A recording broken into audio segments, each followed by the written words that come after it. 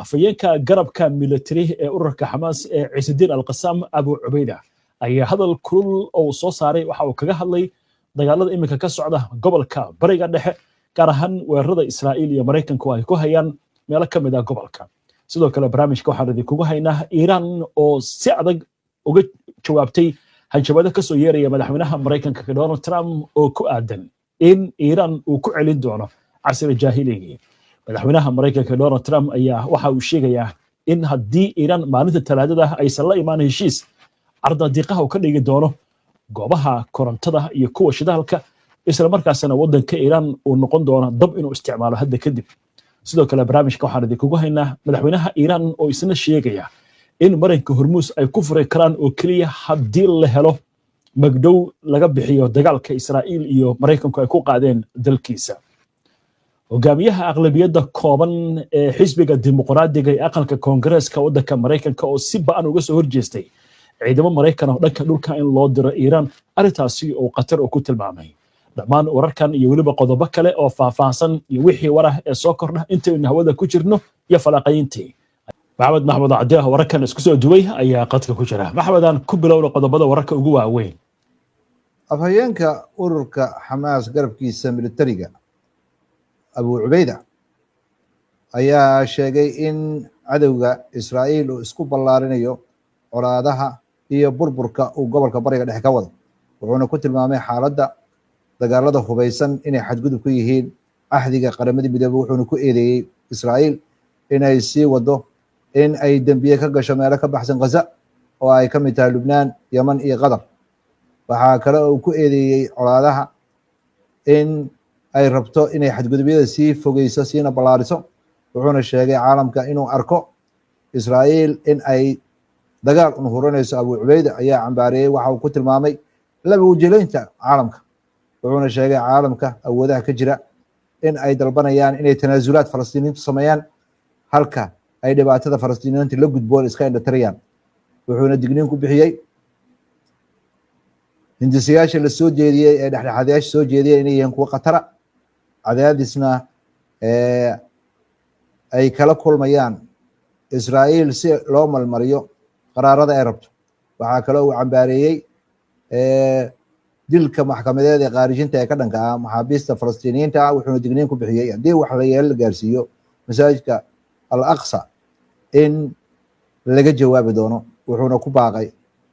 Falastiiniyiintu inay si weyn isu abaabulaan.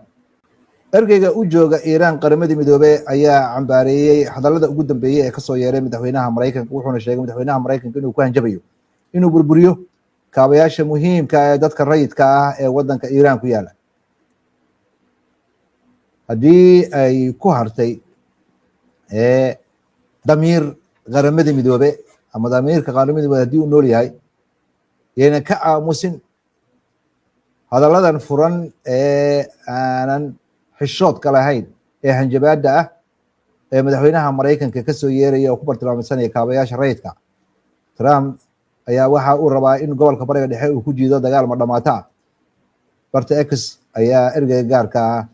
ee qaramada midoobe u fadhiya Iiraan uu ku qoray bartiisa X. waxaa kale oo uu sheegay haddii mid toosa iyo mid dadban ee kicin ah ee uu ku argagixinayo dadka rayidka ah ee wadanka Iiraan in ay xadgudub ku tahay xeerarka caalamiga dambi dagaalna ay tahay. beesha caalamka iyo wadamada waajibaad qaanuuni ayaa saaran inay ka hor istaagaan xadgudubyada dambiyada dagaalaha. waxaa waajiba inay tallaabo qaadaan hadda. berri waxay noqon doontaa waqti dambe oo lasoo daahay. bayaan lagu faafiyey wakaaladda wararka ee Tasniin ee wadanka Iiraan ayaa militariga Iiraan waxay ku sheegayaan inay bartilmaameedsadeen warshado kiimikada lagu sameeyo ee ku yaala magaalada Dimona ee koonfurta Israa'iil. Dimona oo iyada laftirkeeda ah goobta lagu tayageliyo nuclearka wadanka Israa'iil ayaa bayaanka lagu sheegay in militariga Iiraan ciidankeeda ay beegsanayaan meelo kale oo ay ka mid tahay jasiiradda la yiraahdo Buyaan ee Kuwait ku taala oo ay la beegsanayaan diyaarad drones. markii horeysay madaxweynaha Mareykanka ayaa sheegay in uu dardar gelin doono weerarada ka dhanka wadanka Iiraan waxa uu sheegay Iiraan inay ku dhex noolaan doonto cadaab waa sidoo hadalku dhigay hadii markii Hormuz uu sii xirnaado madaxweynaha Mareykanka hadalkiisa soo wada ayaa wuxuu yiri talaadada waxaan duqeyn doonaa goobaha korontada laga dhaliyo iyo buundooyinka oo hal mar aan wada duqeynayno madaxweynaha Mareykanka ayaa bartiisa social truth ku qoray wararkan waxaa sidoo kale uu sheegay wax la mid noqon doona ma jiro weerarada aan qaadi doono ayuu yiri hadallo badan oo meel ka dhaca ayuu jeediyay wuxuuna ku tilmaamay Iiraan in ay yihiin garacyo waalan oo ay ku soo food leedahay inay cadaab ku noolaadaan suga waxa soo socda ayuu hadalkiisa ku soo gabagabay gabadha la yiraahdo Agnes Callamard oo madax u ah hay'adda u ololeysa xuquuqda aadanaha Amnesty International ayaa sheegaysa hanjabaadda madaxweyne Trump uu ku burburinayo buundooyinka iyo goobaha korontada iyo goobaha rayidka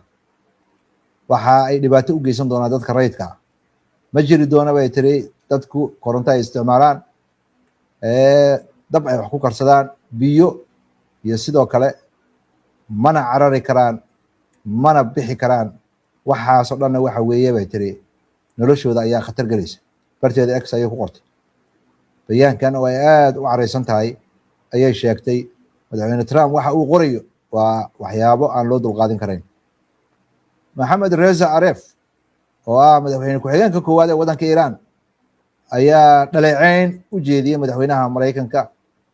oo ka jawaabay hadallada aflagaadada ay ka soo yeeray iyo waxa uu sheegay madaxweynaha Mareykanka kharash uma hayo barnaamijyada arrimaha bulshada ee waddanka Mareykanka warbaahinta Mareykankana toddobaadkan waxay ku warantay madaxweynaha Mareykanka inuu mar horeba sheegay inuuna awood u lahayn oo xukuumaddiisa awood u lahayn inay barnaamijka daryeelka carruurta iyo caafimaadka carruurta lacag u haynin uu bartilmaameed ka dhiganayo in lacagta ku bixiyo howlo military Trump ayaa sidoo kale ka hadlay inuuna awood u lahayn in uu daryeelka carruurta caafimaadkooda iyo daryeelka dadka waaweyn ee shacabka Mareykanka inuuna lacag u haynin laakiin uu dagaal in uu galo uu ka dhiganayo cudurdaar maantana waxa uu hanjabayaa inuu burburiyo kaabayaasha ay ka mid yihiin goobaha korontada iyo buundooyinka waddanka Iiraan ayuu carab bartiisa X ku qoray cidda rabta in shacabkeeda daryeelkiisa in ay khatar ku geliso inay weerar ku qaado waddan kale waxa uu ku tilmaamay inay tahay cid aan maskaxdeeda fiicnayn Iiraan waxa ay dooratay waddo kale waxa ay dhisaysaa waddankeeda cadaadis kasta oo la saaro madaxweynaha Mareykanka ayaa u sheegay warbaahinta waddanka Mareykanka in dowladda Mareykanka isku dayayso inay hub u dirto mudaharadayaasha Iiraan horaantii sanadkan oo ay sii marsiiso qowmiyadda Kurdiyiinta waxa uu aaminsan yahay in hubkaasi uunan gaarin dadkii mudaharadayaasha hubkaasi oo qoryo badan ka koobnaa ayaa la marsiiyey Kurdida Trump waxa uu sheegay isagoon faahfaahin dheeraada ka bixin hubkaasi meelihii loogu talagalay ma gaarin wakiil ka tirsan xisbiga dimuqraadiga isla markaana hogaamiye u ah Hakeem Jeffries ayaa u sheegay warbaahinta Mareykanka in dowladda Mareykanka aynan ciidan luga u dirin bariga dhexe xaalad kastoo jirta arrintaasi ayuu wuxuu ku tilmaamay inay tahay khatar waa tahay maxamed aad baad u mahadsan tahay daawadayaashuna way mahadsan yihiin daawadayaal waxaan u gudbaynaa falanqaynta wararka iyo wixii warah degdeg ah ee soo kordha ya maxamed aan ku bilowno hadalka Donald Trump hadalladiisa waxaa ka muuqata hadallo aflagaada aad u fara badan erayo badan buu isticmaalay dadka Iiraaniyiinta wuxuu ku tilmaamay dad sida hadalka u dhigay garacyo ah wana hadal meel ka dhac weyn ku ah xitaa marka laga tago nidaamka dawladda iyo ciidanka laakiin dadka shacabka xitaa bahdil ku ah oo aan laga filin hadal diblomaasiyadeed iyo madaxweyne aan laga filayn ma la oran karaa arrintani waa arrin carab ku salaysan iyo dulqaadan la'aan iyo wuxuusan filayn oo dagaalka kala kulmay markuu leeyahay hal la furo marinka Hormuz qasab ha lagu furo waa marna wuxuu leeyahay marinka Hormuz anagu ma u baahninba shidaanna kama qaadana cidii ay halkaas nafta kaga jirta ha furato maxaa lagu tilmaami karaa hadalkan iiraan gudaheeda markaan fiirino mudaharado waaweyn oo xukuumadda lagu taageeraya ayaa la isugu soo baxay oo xukuumadda laga dalbanayo inayna marnaba wax hadala la gelin xabad joojina ka aqbalin madaxweynaha maraykanka wax kastoo dhaca. xaaladda jirta sida khabiirada la socda arrimahan ay hadalku dhigayaan waxa weeye shacabka iiraan oo dhan waa isku duuban yihiin, waa ul iyo dirkeed. marka ay Trump timaado hadallada ka soo baxaya iyo waxa uu sheegayo cid kasta ayaa la yaaban. Fuad Izadi oo professor ka ah jaamacadda Tehran ayaa waxa uu sheegayaa barta bulshada waxa uu ku qoray madaxweynaha Iiraan ayaa waxay tahay hadallo meel ka dhaca oo aanan qof wax isku falaya afkiisa u quurin. wuxuuna u hanjabayaa Iiraan, waxayna u muuqataa inay muujinayso in madaxweynaha Maraykanka uu xaaladda xakameyn layahay. cadaadis badan oo siyaasadeed ayaa saaran. sidoo kale waxa uu leeyahay khabiirkani, waxa uu isleeyahay islaha waxaad awood u leedahay xukuumadda Iiraan waa bedeli kartaa 3 maalmood gudahooda ayaa ku bedeli kartaa. waxa uu ka niyad jabsan yahay oo ka cariisan yahay waxa weeye hadafyadii uu lahaa oo dhan waa gaari waaye. waxa uu rabay hadafyadaasi inuu gaaro.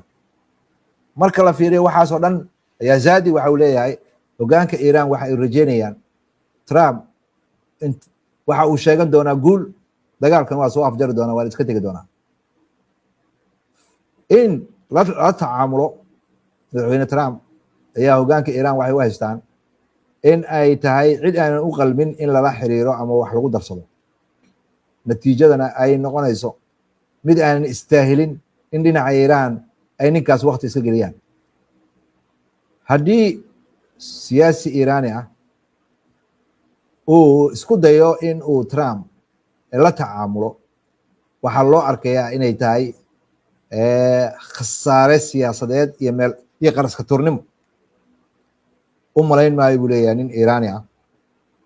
in uu rabo in lala tacaamulo ninkaas isku dhex yaacsan. waa gartay. waa yahay waxaa kaloo isla arrintani ka hadlay nin wariya oo aqalka cad ka mid ah wariyaasha ka soo warramaya. muxuu ku sifaynayaa hadalka Donald Trump?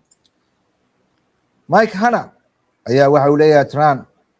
Trump erayadan xaddaafka ah ee meel ka dhaca ah ee akhlaaqiyad ku fiicneen ee baraha bulshada uu ku qorayo waxa ay tilmaan cad u tahay madaxweynaha Maraykanka maskaxdiisa sida guracan ay u shaqaynayso. waxaa laga yaabaa inay muujinayso in uu yahay nin aad iyo aad u caraysan, niyad jabsan. waxa uu rabi lahaa in cid walba waxa uu sheegaya dhab u qaadato. cid walbana waa ku shacshactiraysanaysaa sida uu hadlayo. wuxuuna ku adkaysanayaa in uu hanjabaadiisa meel marinayo. waxaa lala yaaban yahay ayaa waxay tahay Trump ayaa waxa uu leeyahay talaadada ayaan tallaabo qaadayaa. uu leeyahay waxaan duqeynayaa goobaha korontada iyo buundooyinka. waqtigiisa kama dambaysta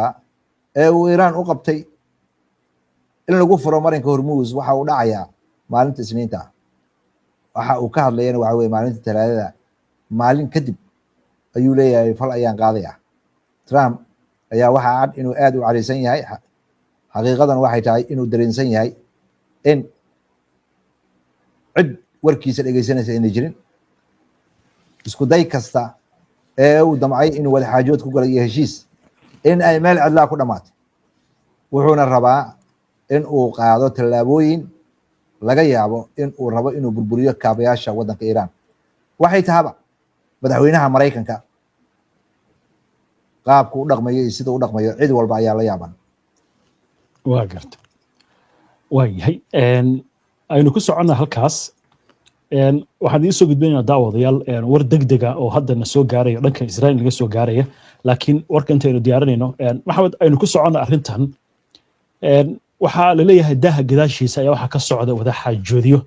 Maraykanku inuu tanaasulo ay suurtagal tahay. Trump uu ku dhawaaqo dagaalka in gebi ahaanba la joojinayo. suurtagalna ay tahay inuu yidhahdo dagaalka waa ka baxaya. gobolkii oo qasan, Israa'iil weli dagaal ay ku jirto, Iiraan ay weli dagaal ku jirto, inuu yidhaahdo ciidankaygana waa kala baxaya, dagaalkana waa joojinaya. arrintaasi ma dhici kartaa? khabiiro badan oo arrimaha Trump muddo badan ka faaleynaya waxa dhahay cid og ma jirto waxa uu Trump sameynayo. nin fiyow, nin la isku halayn karo, nin istiraatiijiyad raacaya, nin tala qaadanaya, nin ayadoo dagaal lagu dhex jiro 12 generaal oo mid walba mid kale hawl adag militariga Mareykanka u hayo shaqada ka eriyay iyo abaandulihi waxaa muuqata dadkii khabiirada ahaa ee dagaalka yaqaan ayuu meesha eriyay marka ma asaga inta ka qaata dagaalka galaya ayay dadka qaar hadal ku dhigayaan waliba wargeysyada carabta ee aadka uga soo horjeeda waxaa muuqata madaxweyne Trump aqliyadiisa iyo sidoo u shaqeynayo in uu samayn karo wax allaale ee wixii uu rabo cid qiyaasi karta lama arko wuxuu samayn doono professor Jeffrey Sachs waxa uu yiri madaxweynaha Mareykanka haddii uu dagaal ku sii jirana waa jabaya haddii guul uu ku dhawaaqo dagaal ka baxana dagaalkan mid istaagaya ma aha ayadoon Iran ayna gaarin hadafyada ay leedahay hadafyada Iran ay leedahay maxay tahay inay qaramayso marinka Hormuz in ay burburiso dhammaan kaabayaasha militariga ee bariga dhexe yaala hadduu Mareykanka ka tago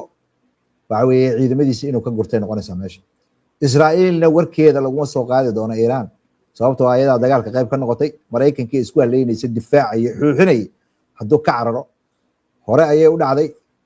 xuutiyiinta markii uu heshiiska la galay oo damcay Iran inuu ka hadlo xuutiyiinta waxay yiraahdeen Iran kama hadli kartid adiga naftaada ka hadlo hadda waxaad moodaa xataa inuu ka hadli karaynin arinta Israa'iil oo ay noqonayso sida hadalka loo dhigay in Israa'iil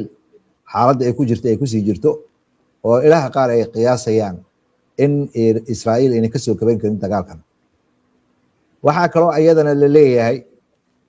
waxa laga yaabaa ninkan lama hubo ee maskaxdiisana ma fiyoobe ama uu caalamka geliyaa dagaal nuclear dagaalkaas nuclearka inuu dhaco ilaaha qaar ayaa waxay leeyihiin waxaa cabsi gelinaya in laga yaabo in wadamada Kuuriyada waqooyi iyo Ruushka in ay mar horeba Iran keeneen gantaalo nuclear gantaaladaas nuclearka ana Mareykanka lagu wargeliyay in Iran horena dagaalkii 12 maalmood ah way sheegeen Iran hadday u baahato nuclear anaga siinayna hadday Iran nuclear haysato Mareykanka madaxweynihiisa waxay noqonaysaa in uu uunan isticmaalin nuclear sababta hadduu nuclear isticmaalo nuclearka markii gantaalo lagu siiyo kaligood lagu siin maayo gantaaladana sidii loo ridi lahaa ayaa lagu siinaya gantaaladaasna waxaa leeyahay waa sida hadalka loo dhigayo halkii gantaal khasaarada uu geysan karo ayaa waxa uu burburin karaa magaalo weyn oo magaalooyinka metropolitan city la yiraahdo magaalooyinka dhulka weyn ku fadhiya Mareykanka marka imbaradoriyadiisi waxaad moodaa in isbedel weyn uu ku yimid sida qabiilada qaar ay ku dhigayaan dagaalka uu ku jabay Iran hadduu guul sheegto iyo hadduu guul sheeganba waxay isbedel ku keenaysaa meeqaamkii caalamka uu ku lahaa wadanka Mareykanka golaha ammaanka ee qaramada midoobay qaraaradii la waday waa shaqeyn la yihiin oo caqabad waxa ku ah wadamadii waaweynaa Mareykankana awood oo Iran ku muquunay ma hayo xiriyihiisa militariga oo dhan sida uu u dhigayo hadalka Douglas McGregor ciidankii Mareykanka ee saldhigyada lahaa oo dhan in saldhigyadaas oo dhan kulligood la xiray oo wax ka howlgali kara aan la arag wadamadii ay ciidamadaasi joogeenna inay Mareykanka ku wargeliyeen wadankeena kama duuli kartid sababtoo ah kaabayaashan ayaa burburaya waxaana muuqata Mareykanka bari oo bisha April ay 6 tahay waxaa dhamaanaysa waqtigii kama dambaysta 24 saacadood aha 48 saacadood oo Mareykanku qabtay iyo 10 maalmood oo hore u qabtay waxaana muuqata hadalka uu hadda jeediyay in isniinta ay ku agtahay inuu talaadada duqeyn geysanayo duqeyntaasna uma muuqato Iran nidaamkeeda difaaca inay degdeg gelisay ay sheegtay waxaana muuqata in darsi yar lagu bartay dagaalkii dhacay 24 saac ka hor ee diyaaradaha laga daadiyay ee lagu tartamayay duuliyaasha iyo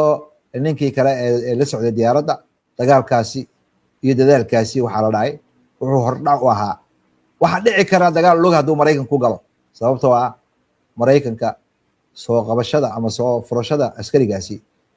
duuliyaha dhibaato weyn iyo khasaaro weyn oo lagu qiyaasay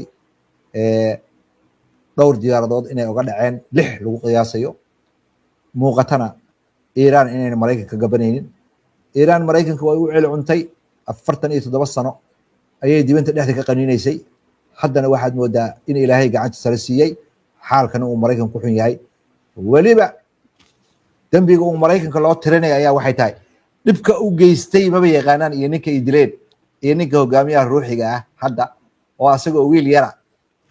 ka tirsanaa ciidamada ilaalada kacaanka ah oo yahay nin jabhada haddana ilaha qaar ay sheegayaan in uunan u tanaasuleynin madaxweynaha maraykanka fariin kastoo timaada iyo meel kastoo timaada horaa loogu sheegay dagaalka waad bilaabi karaysaa baa la yidhi laakiin joojinteeda iiraan ayay u taallaa iiraan inay dagaalka joojin doonto shaki baa ku jira hataa maraykanka hadduu iska tago waxaana loo badinayaa wadamada gacanka in ay yeelanayaan inay xiriir cusub la yeeshaan waddanka iiraan oo awooddiisa muujiyey waa bilowga isbedelka ayaa la yidhi siyaasadda gobolka bariga dhexe oo noqon doonta siyaasad ka madax bannaan maraykanka ilaaha qaarkood waxay leeyihin maraykanka hadduu sidaa u nuglaa mar hore maxaa loo waayay cid wanaagsan oo isku taagtay waxay taaba waqtiga ayaa u deeninaa waayo waxaad umahadsan tahay waayahay daawadayaal barnaamij eegna war degdega oo hadda soo dhacay duqeymo culus goor dhaweytay inay ka dhaceen waqooyiga Israa'iil waxaa lagu soo tabinayaa aaga Haifa oo waqooyiga Israa'iil ah ugu yaraan 10 qof hadda in la xaqiijiyay dhaawacooda qaar ka mid ah dhaawacooda halis uu yahay gantaal nooca plastic ah waxaa la sheegayaa inuu ku dhacay dhismo ka kooban dhowr dabaq waxyeello ballaaran uu geystay waxaa lagu soo warramayaa meelo kale oo ku yaala aaga gantaalku ku dhacay dab xoogan inuu ka kacay waxaa jirta cabsi ah dad badan inay ku hoos jiraan burburka dhismaha ku yaala Haifa oo gantaalkan oo dhanka Iiraan laga soo riday oo ku dhacay ciidamada Israa'iil gaar ahaan kuwa difaaca ayaa qirtay in dhowr gantaal oo nidaamyada difaaca lagu riday gantaalkaasi laakiin ay ku guuldareysteen in ay qabtaan sidoo kale wargeyska Maarif ayaa isna waxa uu sheegayaa in 7 gantaal lagu riday hal gantaal laakiin ay ku guuleysan waayeen inay qabtaan gantaalkan uu ku habsaday dhismo dhowr dabaq ka kooban wararkan waa warar hadda soo dhacay wixii ku soo kordha waynu arki doonaa oo barnaamijyadeena dambe ayaan idinkugu soo gudbinaynaa haddii alla idmo ama intaynu barnaamijka ku jirno